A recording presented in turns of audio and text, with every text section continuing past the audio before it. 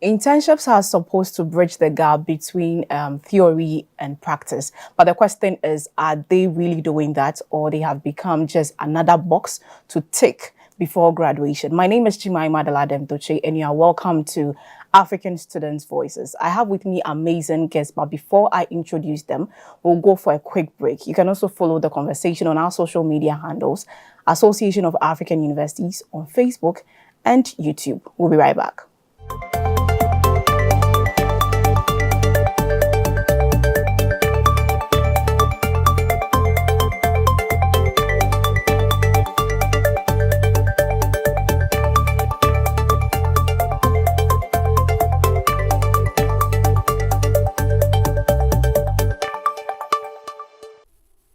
Welcome back from the break, and if you just joined us, this is African Student Voices on AAU TV, and AAU TV is the voice of higher education in Africa. Today we are here to discuss internship and if they are really bridging the gap between practice and then the theory. And I have with me amazing guests, and I'll give them a minute to introduce themselves. I'll start with you, sir. Thank you very much. I'm actually sitting in for my director, who is in the name of Prosper Agume. And he would have loved to be here, but except that he had to attend to a small emergency. So my name is Issac Amoako. I'm an assistant liaison officer with the Accra Technical University. Our directorate is a unit or department that coordinates internship activity within the university space of Accra Technical University. Okay, you're welcome. Thank you. And your name is? Okay, my name is Prince Ahenkorah. I am from UniMac, University of Media, Arts and Communication, Institute of Journalism. Okay, I am a coordinating committee member. So the coordinating committee is overseeing SRC activities until we usher in a new SRC in January. Oh, that's great. Yeah. You're welcome. Thank you. Well, my name is Gideon Brefo. I'm also a co-founder of HapaSpace Innovation Hub, which is located in Kumasi. Okay. We support early-stage startups. All right, you're all welcome. Thank you. So as we know, we are discussing internships, and in my introduction, I'm sure we all heard that, internships are supposed to bridge the gap between the practice and then the theory, give students some form of experience before they start, their job, their 9-to-5 jobs. But before we begin or get into the issue really, I want to come to you, Prince. Let's talk about your journey as an intern. Give us a brief or how your internship experiences has been. If you could also mention some of the organizations or places you've worked, we'll be glad. Okay, so when I started GIJ in 2023, I was like, okay, what do I want to do? I want to become a journalist. What do journalists do? Okay. So I went to Radio Good to speak to one worker. Then it was like, every journalist wants to be on TV. Yeah. But if you can speak well, it means you have to start writing. Okay. So I started writing with Radio Good online. Then when I was in level 100, I started. When we were about to write exam for the first semester, it became very difficult for me to combine writing for them and learning. So I stopped. Okay. So after my level 100 exam, I still needed to do internship. So I went for internship letter. Then I went to TVXYZ to do internships there. So I did that for that semester. When I was done, when I went to level 200, I still wanted to write. So I went back to Herald. That one, I didn't even go for internship letter. I just walked in. I passed through a lecturer and he called the managing director. Then I just went there. So I started writing for Herald when I was level 200 first semester and second semester. Then when I got to level 300, I stopped. Okay. Because I was also expecting something and I wasn't getting it. So I stopped. Although they taught me how to write like good articles. Okay. So I stopped. So the news editor called me one day and he was like, somebody wants to start a newspaper and I know you're a good writer. So because you were writing for us for free, that one will be like paid, like something, you get some allowance at the end of the month. So he introduced the New Republic to me, then I went there. So I started working with them, I think from April. Then up to now, I'm still working with them. Yeah, but before the April, have you ever been paid during your internship? Your time? No, but sometimes they give you something to take home. But But this time, I know at the end of the month, at least I'll get something. You get something. Yeah. Okay. All right. Mr. Gideon, would you want to share an experience with your time as an intern, maybe back in the university? Yeah, right. So for me, internships was a crucial moment for me. While I knew that I needed that experience to prepare for the industry, at that time I needed that to also pay my school fees and be able to go through school. So my search for a place for internship was to get an institution that was willing to also pay me at the end of the month. Okay. Unfortunately, I found one. They were paying you during your time for internship? Yeah. Okay. Yeah. Which institution? British Council at the time. Okay. So how long were you there? Could you give us a little journey? Yeah. So because of my background at home, like when I came to Accra, I was now returning to Kumasi. I needed to work. And so right from 2001, end of first semester, that's when I looked for work. And fortunately, I found British Council. So for me, before I write my final paper, I know that I'm working the next day. And it got to a point that even during school days, sometimes I needed to go and do something for British Council. Oh, yeah. Okay. Then what university were you? University of Ghana. Oh, okay. That's great. Yeah. That's great. So now let me come to you. Let's talk about, I know you are from the Accra Technical University. Sure. And I know students obviously go for internship programs at every point in time. Let's talk about the structure that goes into sending students out for internship opportunities. Okay, so we in Accra Technical University, internship is not an option for the student. It's a must. It's a must. It's mandatory and it is scoring. And so we take the internship program very seriously. And so the department or the directorate is able to sign up a lot of agreements or MOUs with industry. So before students are ready for industry or attachment program, there's a tall list of organizations we have arranged or lined up that students can readily go in. And so what we do is that we now hold an orientation session for the students and then bring their minds to it that we have this number of firms that we can place them for their practical training. And then we give them the option also to voluntarily look out for a place of their own interest. But then it must align with their program of study. Because we believe that an internship is more or less a training that is supposed to give you the hands-on skill training. So it's more or less an apprenticeship program. So you can't choose to do your internship that is unrelated, like you are doing accounting and then you want to go and do an internship with a market, something that relates more with marketing or something that relates totally different from your program of study. And so we arrange them and then we bring their minds to it that the internship must be aligned to your program of study for them to be able to do well in their profession that they have chosen. Okay. So now that if you have a number of firms that you liaise with ahead of students going there for internships. So when you share this list of firms with the students, are they given the chance to choose, even from the list, to choose where particularly they want to go? Yes, we do that because, the internship, it is not paid internship. We allow the students to be able to choose from the organization so that they can also have that convenience to do it without putting so much financial stress or burden on them. So that's how can we give them the option to be able to choose from the list that we give them, or for them to bring in one that they also feel that they can easily establish contact with to do their attachment over there. Okay. And so when you send a student to these various firms, how are you able to tell that the student is performing or is actually going there to work or to get the hands-on experience that they are supposed to? So what we do is that because our internship is supposed to ensure that the student gets the practical skills that they require, we try to ensure that there's a learning outcome before the student is going to industry, we have itemized the things that the student is supposed to learn at the end of the training. So that is included in their letter.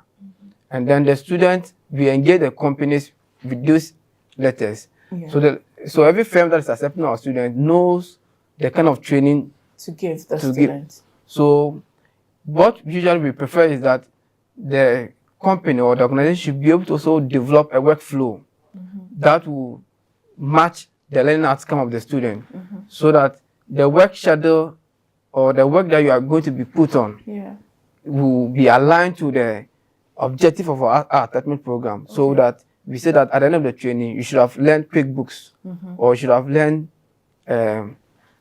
let's say, if you're a business student, you should have learned how to maybe do a construction or a drawing. So once that learning outcome is there, the company also develop the workflow to match up your learning outcome, so that at the end of the training, your objectives are achieved. The company knows that you are able to train you on the things that you're supposed to learn. Okay. Before we talk about how you assess students, let me go to you, Prince. Let's talk about how UniMac IJ, formerly GIJ, or what structures are put in place for students to go out there for their internship programs. Okay, so we have internship office that you write to them with your name, index number, your program of study, your phone number, and your level.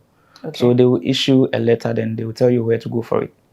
Then you go for it. The letter comes with a form that wherever you are going, you will give it to them. At the end of your internship, they will fill the form, then you send it back to the school. Okay, so can you speak up a bit? So the letter will be given to you, you submit it, maybe the company will call you. And UniMac IJ has established a rapport with the media that wherever you send their letter to, they call you for internship. Yeah. So they will call you. After you are done with your internship, if you still want to be there with them, then it's between you and the company. But with the assessment, the form, they have to fill the form, then you send it back to the school. Okay, so the form has a place that they will write recommendations, what the school ought to do to the students, like performance. Okay. So they will recommend, then they will attach it in their next academic year when they are drawing the curriculum. They will attach all those things in their curriculum. Okay, so if I'm getting you clearly, GIJ does not give you, unlike ATU, GIJ does not recommend organizations for you. No, please, no. So the student does. Yeah. So how are they able to track? I mean, how are they able to track that the students actually went to, let's say, TV3, to do their internship, if the university is not tracking? How are they? Did they even track you? No, they didn't. Yeah, but your letter, your forms that they will fill, identify whatever you did there. Okay. Yeah. All right. Let me come to you, sir. How do you assess your student? Because they are there for a period. How long are they there for, though? So the minimum duration for the attachment is 8 weeks. That's like 2 months. Yeah.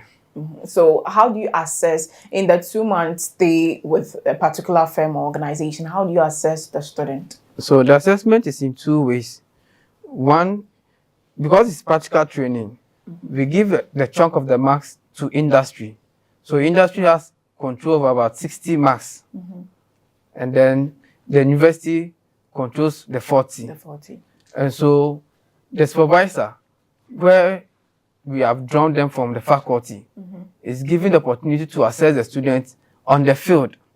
Okay. So once the student goes out for the attachment program, we draw faculty staff, and then we give them a checklist of the various organizations where the students have been placed. Okay. So as a student, the faculty staff is coming, he has about, say, 20 lists of students who have been placed in various organizations. So he gets in contact with the student and then visit the student at the field. And then when he gets to the field, the student have a logbook with him to record his activity. And then the work schedule has been performing over the period. So that the supervisor goes there and then goes through the work schedule and ensures that the industry person have assented to what the students have provided in the logbook.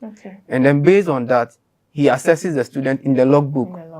And so after he has assessed the student in the logbook, he interacts with the industry-based supervisor, where the student has been placed a special relationship with the industry, and then be able to tease out how the student is faring, and then based on that, is able to gather input and feedback to be brought back to the university. Oh, okay, that's great. Gideon, would you like to add? We are seeing two different experiences. So I think that what ATU is doing is in right direction. That they are trying to work with industry to ensure that they have an experience. The only place where I differ is that the concept of making the students at all costs work in departments that relate closely or directly with what they are doing it's not real, because mostly people complete school and they work in different departments altogether. There are people that did visual arts and now they are tellers at the banks. And I think that we are developing students with complete skill set. And so, for instance, it's possible that I'm doing computer science, but remember that computer is a cross-cutting field. And so if there's a company who is even into marketing and can equip me with marketing skills, that I'm going to now be thinking about branding, I'm going to think about communication, PR, and the rest. I think that should be allowed. Because at the end of the day, then now is giving the person a broader view of industry, so that we do not. And I can use myself as an example. I did information studies at University of Ghana, right? So when I went to British Council, they were thinking about the library. Okay. Right, archival studies, but they quickly realized that this guy is interested in computing. And so the head of IT was using me. So I was dismantling computers, trying to replace hard disks and all that. That was a great experience. And then I'm very meticulous in planning things. So the one that was also planning projects was like, okay, can you help me in this? So I was planning that. And now that's what I'm using in my company now. Okay. I'm not doing library any longer. That's what I'm doing. So I think that we should allow people to be in other fields, explore, because they are still students. They don't know what they are going to do at the end of the day. Certainly. But I just want to add that, you see, we are developing professionals. And so it will be very difficult that you have been trained as an accountant, and at the end of the day, you were not introduced to your profession, your field. Then you are given an internship opportunity to go that would be extremely. But for in computing like this, you know, computing is very open to a lot of fields. So in that area, you're able to fit into many areas. But however, it will also be difficult that you are doing computers and say you are doing programming, and then you have not been introduced to the critical and so in some cases it will be prudent that you are exposed to the critical skills, whereas you look at the generalized ones too, so that when you finish, you have a broader perspective into a lot of areas. But for the critical skills, you must at least go through it during the course of your study before you can graduate with us. All right, that's an interesting conversation going on. But we'll have to go for a break. So we'll go for a break, and when we come back, we'll continue with the conversation. Stay tuned.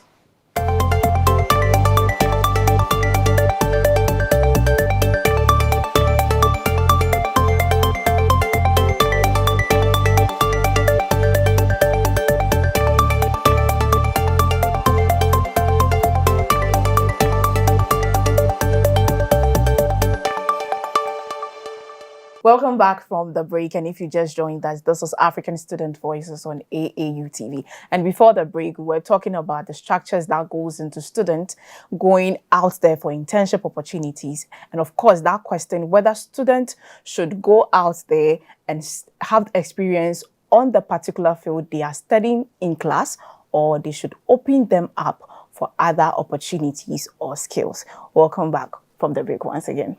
I think before we were going on the break, Gideon, you wanted to make a submission. Yes, so I was just backing what you said, that yes, I agree that there are technical areas where they need that specific skill.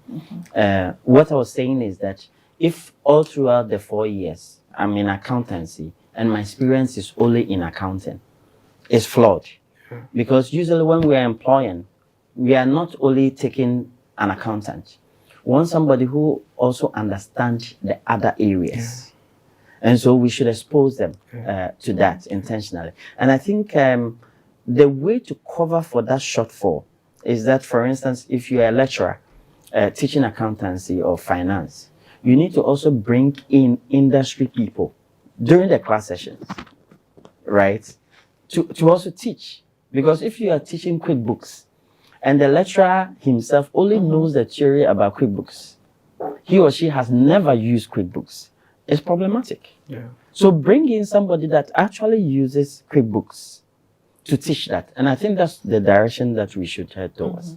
Other than that, we train people that only understand theories and they are not practical. All right, so let me... Okay, you want to briefly before you see, for us as Technical University, in fact, the name probably speaks for itself. We are a bit technical in our daily center.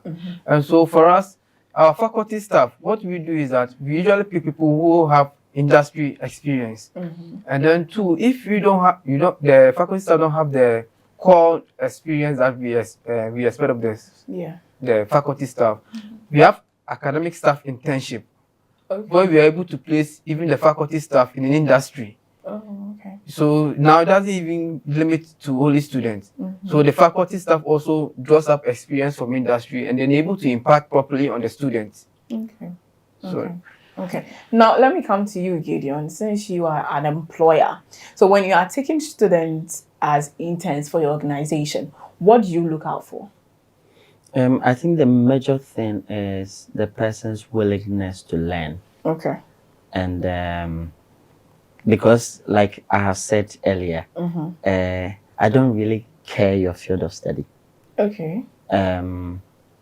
If you come, so for instance, if it's accountancy or whatever, I want those in finance to introduce you to certain things. But my belief is that life is beyond that box you are in. Your mind should be open up. Because, for instance, if you are even implementing accounting, say you are doing budgeting for a project and budgeting for day-to-day transactional activities, they are two different things. And we've had the situations where you bring somebody on and the person is just supposed to prepare that because the person does not understand how project works. The person is at a fix. And so, for instance, you are budgeting and the thing is just around, but project is very fluid and dynamic. And so when you are budgeting for that, you need to make a lot of allowances. And get to understand that. So I believe that if somebody comes, whatever field you are in, if even you are into vocation, you are coming to cook, you should understand the other fields because you are going to cook for those people working in that environment. And if you don't understand them, it becomes a problem. You just wanted to be on TV, but you were advised that to be very efficient on TV, start writing. And I think that we should do that and help the students to open their horizon so that when they come out, they are not just boxed in one thing, but they have a global view of how the work environment works, which makes it easier for them. But to follow up though, I mean, you've had a couple of interns with your organization. What has been your experience with them so far? Do you think the knowledge they bring from the classroom really speaks that the university is really preparing them for the job market? What has the experience been for most universities, the lecturers are just teaching theories. And usually, we are looking at a very quick-paced world, and things continue to change. So, for instance, we've been talking about QuickBooks. QuickBooks is updated almost every month. And so, if a lecturer who has just used maybe QuickBooks version 2.8 is still teaching with that mindset of QuickBooks version 2.8, now QuickBooks has overgrown that. All right. And there are a number of other features that have been integrated. And so if the person is not abreast with it and the person comes from the classroom, the person is not going to be efficient. Okay. And not be able to learn with the people there. Okay. Yeah. Okay. I also think like every industry or every organization has their own structures. So when we come out as an interns, you have to tell us this is what we are doing here. Although you've learned this in the classroom, but this is what we are doing here. That's why we come there to learn as learners. We come there as learners. So we come there, you tell us, oh, you've been taught this in classroom, but on the field, this is how it works. It is done. So I think, Yes. So for us, if an intern comes, like the training I got when I got in, I feel like your first internship period is for training. So I usually want interns that can keep coming back. Okay. I don't want the one-time kind of experience, because that one, by the time you are abreast with how we do things, you are going. Yeah. So you end up not learning anything. So even those who are doing their national service with us, there are those who have interned with us, maybe from their level 100 days or level 200 days. So they stick with us. They stick around. And I think there are about 6 people on my staff list who did their internship, did their national service, and they are working with us. And I think it helps them that way. Okay, so I think one thing is also disappointing. Sometimes you may do your internship with one organization, you stay there for maybe 2 years, 3 years. When you are done with school, they don't employ you. But you know, every organization also has a structure. So if there is no opening, that's and you've been with them. That's why, like you have been with a particular organization does not mean after your time with them they have to, you know, pick you. I mean, as a staff. Do you understand? I understand. Yeah. but once you've spent all your internship days with them, at least I think there should be a window. There are many factors that are not considered. Even if I pick you as an intern, right? Once you're on my premise, if anything happens to you, I'm responsible. So it comes with insurance. That's why there are some big organizations that will not take you if they are not prepared for you. Right? And so all that, if the person is taking you as an employee, now the person needs to consider all the regulatory requirements, because they need to pay your payee, they need to pay your SNIT, they need to pay your tier 3. So it's not an easy thing that you just take because me. You are done. No. If there are no issues, they can go scot-free. But should anything happen, they are going to be taken on.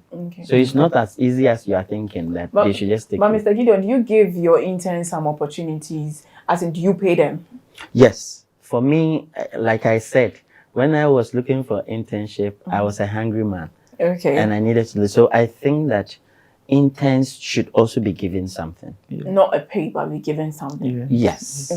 Yes, they should. So let me come to you, Prince. So across many, let me say, African universities, students are supposed to, are required to complete their internship process. But going there, do you think, you as a student, do you think the purpose of internship is really for its purpose? Do you go out there with the intention of studying, and are you able to really mark yourself as, okay, so I went to TV3 and I have been able to learn this? Do you think internship is really serving its purpose? Yeah, I think, wherever you go, you have to identify one thing, that maybe when I go to this place, by then, by the time I'm done with this internship, I should have like a hands-on experience in this. So wherever I go, I try to make myself relevant. In the case that I identify what is wrong there, what is not going on well there, then I take that upon myself. Yes. So it depends on you. If internship will serve its purpose, it depends on who is doing the internship. Yeah. So it depends on students across university. But for you, it serves the purpose. Yes. Wherever I go, I try to identify the wrong things they do there. Then I fill that gap. So that's let me come to you. I know you have the relationship, as you said, you have relationships with firms where you take your students, but do the students get any form of appreciation? I won't say pay, but let me say any form of appreciation in these firms that you already have the relationships with when they go out for internship opportunities? Yeah, some do. Some do. I can speak for instance for Toyota Ghana. We have a good relationship with Toyota Ghana. And so what Toyota Ghana does is that you know, their staff take lunch within the premises. Okay. So they do same for the interns. And then they try to also buzz the interns. So more or less, I mean, you are taken care of in terms of your feeding and then your transportation. Okay. So that comes as a means of motivation for students who want to do their internship with Toyota Ghana. But you see, the idea is that internship is a training program. Yeah. And for training program, nobody pays you for undergoing a training. In fact, you have to even pay the organization for training you, of course. Because if you are come to use their materials, you are come to use their resources. For instance, those who go into the sciences, they use consumables in preparing chemicals and all that. And so for some, they even charge students. I know institutions that charge, for instance, Ghana Atomic Energy Commission. They charge students for their internship program. Oh, okay. Yes, because you are coming for training and they have to train you on specific areas or things that you need to learn. And as I said, in our situation to where we have developed learning outcomes, and there is going to be an agreement between us and the organization. So the organization may want to do it voluntarily, or they may want to charge for that service to be provided. And so for the paid internship, you can be paid internship when you are a graduate. That we can look at the paid internship aspect, because that one you have your skills, you are trained, and then you are coming in as intern. That one is a different discussion altogether. But once we are a student, I think we must limit the discussion around the student allowance and the payment stuff. Okay, let me come to you, Mr. Brefo. Some organizations, I mean, take interns as extra hands, if I should put it that way. But how do you strike the balance, giving students the real exposure and just coming in to support whatever they are doing, and then after that they go? I think it really depends. When even they are picked as handhelps. So for instance, we might have a project in a certain community, and we need people to go there and support. So for instance, we have a program ongoing where we are providing basic digital skills training to farmers, the women groups. And so we took on students. But what we did was that we have our curriculum. And so we provided training to these students, right? And then they go and then provide that training. So in one sense, you might consider that they were picked as handhelps. However, they have received training and they are executing it. And there are KPIs that they need to meet. And then they have supervisors with them who are also observing and giving feedback. At the end of every session, they have debriefing. And so it's also learning. The problem will be when a student is just brought in and the student becomes a messenger. Right. Sometimes students experience that. You understand, and you are just so then in that way you are not learning anything, right? Or you are just put at the security gate and then you are sitting there. Then you must as well go into a security company for them to train you, and then you do that. So that's a problem. Okay, so we are almost coming to the end of the discussion, but let me ask this: who should take critical responsibility for ensuring internships are truly educational? Whose responsibility is it? Is it the institution? Is it the employer? Or is it the student? And I mean, I have all of you here. So I think that it must be a collaborative effort. Because our employer is here. He must understand that for students to be properly adapted and integrated into his organization, internship is one of the sure ways he can get that done. Because when a student have intern with you, his adaptation becomes smoother when you are employing him. His integration is faster and quicker when he's employed. Because at the end of the day, you have spent some time, you have provided some training to the student, he understands your organizational culture, your concept, your working architecture, he has been with you. So when we employ such a student or such a graduate, you are no longer going to train the person any longer. In fact, what are you going to train him on again? Because he has understood your whole architecture. And so, for we as faculty, or institution. What we are also doing to ensure that the student comes out the best is that we are also following up on the student and ensuring that the training that he's getting from you matches his profession. Yes. And so once we bring him back to that, this is an accountant, you know that this is really an accountant.